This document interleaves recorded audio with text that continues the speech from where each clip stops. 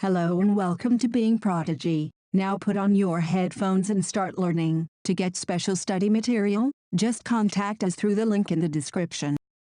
By the 1920s, students were forming various political parties, such as the Party of Young Annan, and publishing nationalist journals such as the Annanese Student. Schools thus became an important place for political and cultural battles. The French sought to strengthen their rule in Vietnam through the control of education. They tried to change the values, norms and perceptions of the people, to make them believe in the superiority of French civilization and the inferiority of the Vietnamese. Vietnamese intellectuals, on the other hand, feared that Vietnam was losing not just control over its territory but its very identity. Its own culture and customs were being devalued and the people were developing a master-slave mentality. The battle against French colonial education became part of the larger battle against colonialism and for independence. Hygiene, disease and everyday resistance. Education was not the only sphere of everyday life in which such political battles against colonialism were fought. In many other institutions we can see the variety of small ways in which the colonized express their anger against the colonizers.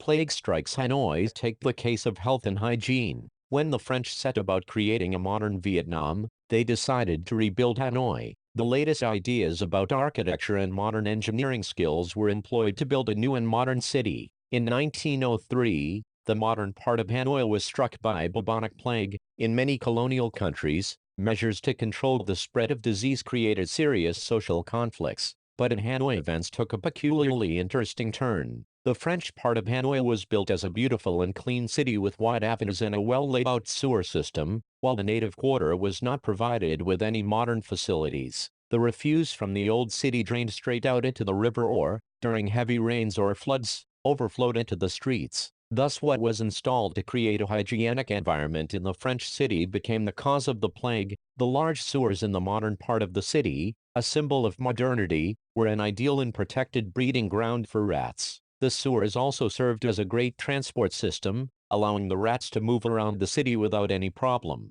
and rats began to enter the well-cared-for homes of the French through the sewage pipes. What was to be done? The rat hunt. To stem this invasion, a rat hunt was started in 1902. This is Being Prodigy. To get special study material, just contact us through the link in the description, and please subscribe to show your support.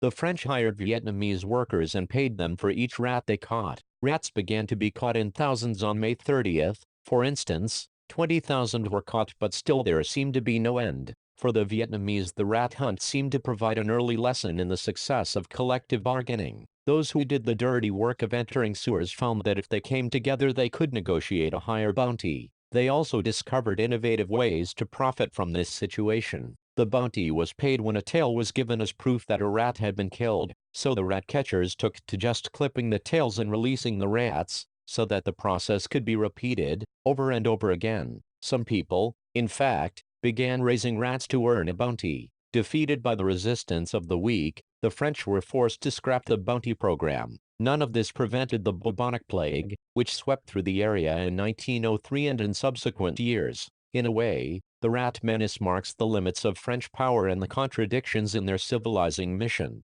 and the actions of the rat catchers tell us of the numerous small ways in which colonialism was fought in everyday life. Religion and anti-colonialism. Colonial domination was exercised by control over all areas of private and public life. The French occupied Vietnam militarily, but they also sought to reshape social and cultural life. While religion played an important role in strengthening colonial control, it also provided ways of resistance. Let us consider how this happened. Vietnam's religious beliefs were a mixture of Buddhism, Confucianism and local practices. Christianity, introduced by French missionaries, was intolerant of this easygoing attitude and viewed the Vietnamese tendency to revere the supernatural as something to be corrected. From the 18th century, many religious movements were hostile to the Western presence. An early movement against French control and the spread of Christianity was the Scholars' Revolt in 1868. This revolt was led by officials at the imperial court angered by the spread of Catholicism and French power. They led a general uprising in Nguyen and Ha Tien provinces where over 1,000 Catholics were killed.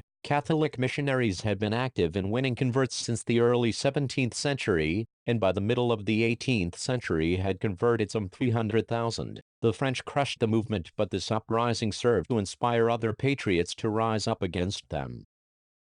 This is Being Prodigy. To get special study material, just contact us through the link in the description, and please subscribe to show your support.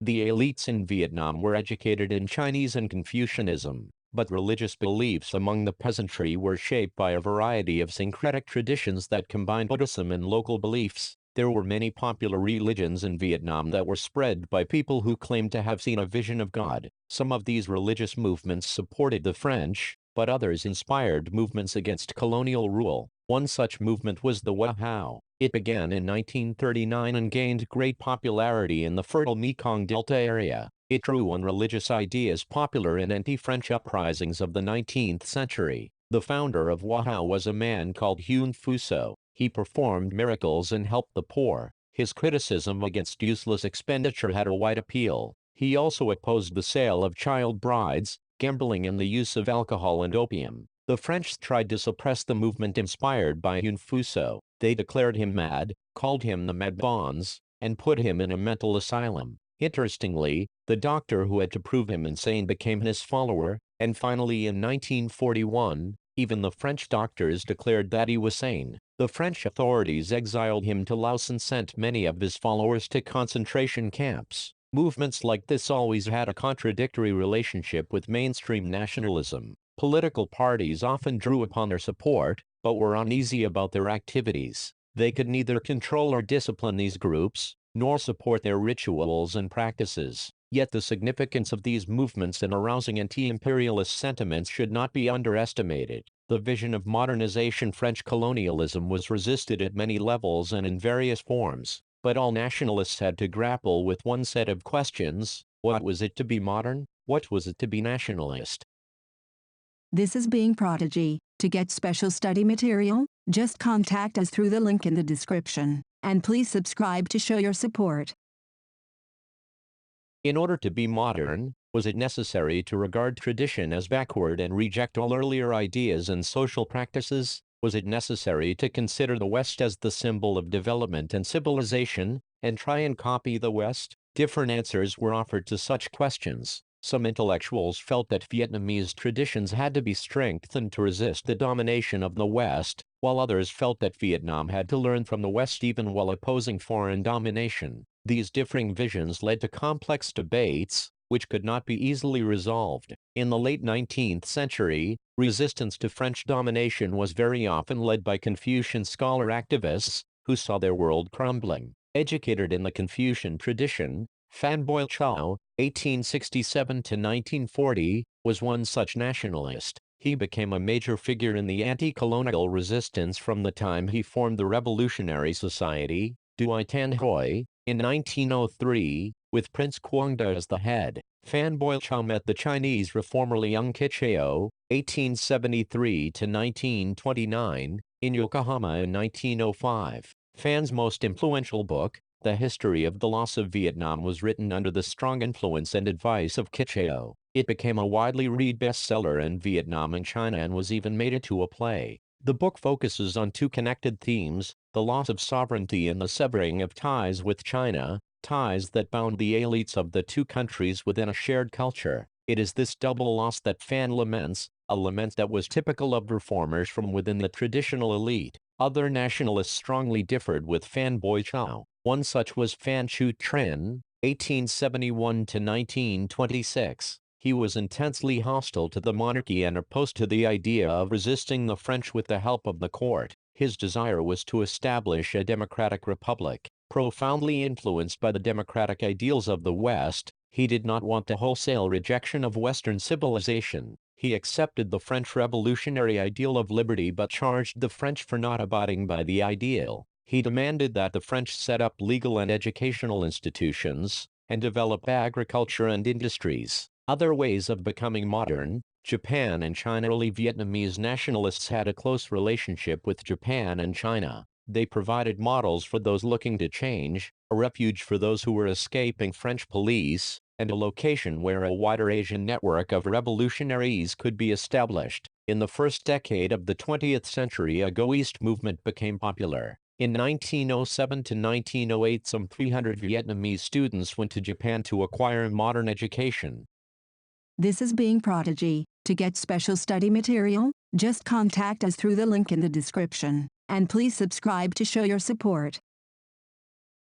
For many of them, the primary objective was to drive out the French from Vietnam, overthrow the puppet emperor, and re-establish the Nguyen dynasty that had been deposed by the French. These nationalists looked for foreign arms and help.